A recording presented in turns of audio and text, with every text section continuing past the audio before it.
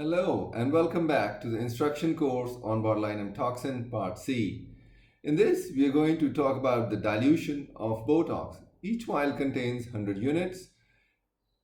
When you have Botox, which is produced by Elegant Pharmaceuticals, you dilute with 2 cc of normal saline to make 5 units per 0.1 ml.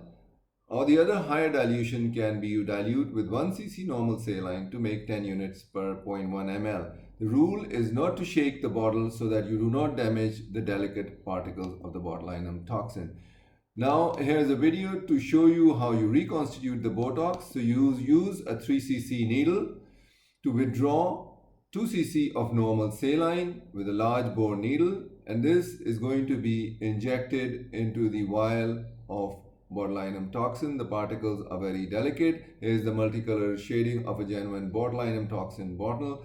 And once you've got your syringe, you pass it through the plastic rubber cap and you inject and turn the needle laterally, and you can see the vacuum is pulling it inside so that you do not damage the particles. Then you remove the hub from the syringe so that the pressure or the vacuum is released, and then you take the needle out. Once the vacuum is released, so once you go inside with a 30 gauge insulin syringe, you can easily withdraw the botulinum toxin. If you had not removed the vacuum, it would be very difficult to remove this botulinum toxin at that point.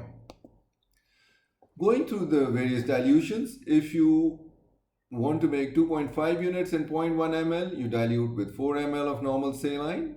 With 5 units in 0.1 ml, you will need 2 ml normal saline dilution, and if you want 10 units in 0.1 ml, you need 1 ml of normal saline dilution. The total dosage of botulinum toxin A injection per session ranges from 25 to 50 units, and the botulinum toxin standard dose for Botox is 50 units per ml of saline, while for Dysport it is 100 to 200 units, and the standard dilution is 200 units of normal saline. In severe blepharospasm, refractory to standard treatment dose of botulinum toxin A, up to 100 units per session may be helpful. And the mean treatment interval is around 3 to 4 months, which can be more in patients with hemifacial spasm going up to 6 months. And the interval appears strikingly consistent in almost most of the treated cases. The different brands available include Xeomin, which is produced by Merz Pharmaceuticals, and Dysport, which is produced by Ipsen Limited. The dose ratio is 1:4 of Botox with Dysport and 1:1 with Botox and Xeomin. Other botulinum toxin serotypes such as B, C, and F have proved substantially unhelpful, and the use offers no advantage over standard treatment with botulinum toxin A. And usually Xeomin is used in patients who become refractory to treatment with Botox. The injection sites, here you can see I use 7 typical injection sites. Many people use different sites, so you tend to inject less on the medial side compared to the temporal side and less on the lower lid compared to the upper lid to counteract the action of gravity. So you inject typically 2.5 units in the supromedial upper brow, then 2.5 units upper medial lid on the tarsal part, 1.25 units on the lower lid. You tend to avoid it initially in your first initial injection to prevent the injection into the inferior oblique muscle producing vertical diplopia. Then you've got the supratemporal injection, so you inject 5 units supralateral upper brow, you've got 5 units supralateral upper lid on the tarsal plate, and I think this is the key injection site to prevent or to treat blepharospasm and hemifacial spasm. And then you've got the 3.75 units in the lower lid on the tarsal part.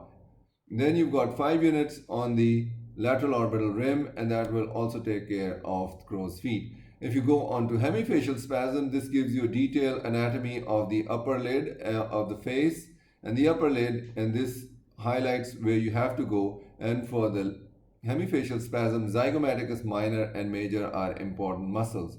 So here you can see the dosage is similar, and the injection sites are similar for hemifacial spasm as compared to blepharospasm. For the lower lid, you go for zygomaticus minor, which is a line drawn from the lip to the lateral orbital rim, and you go slightly below for the zygomaticus major muscle, and you inject typically 5 units in this area.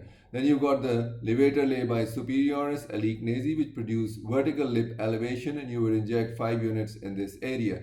Then you've got the orbicularis oris muscle, which is you have to be very careful, and you start with the lowest dose, probably more or less in the lower lip, and I start off with 1.25 units because over injection in this can produce facial or lip deviation and produce to drooling of the saliva and whatever you eat. Then you've got the mentalis muscle, which produces the twitching of the chin, and you can inject 2.5 to 5 units in this area. And then you've got the platysma muscle, where you inject on the anterior border of the sternocleidomastoid, and you try inject not too much so that you avoid the action on the recurrent laryngeal nerve, which is involved with your speech. So in conclusion, making the correct dilution and consistently injecting at the right location is the key to success in treating patients with facial dystonias.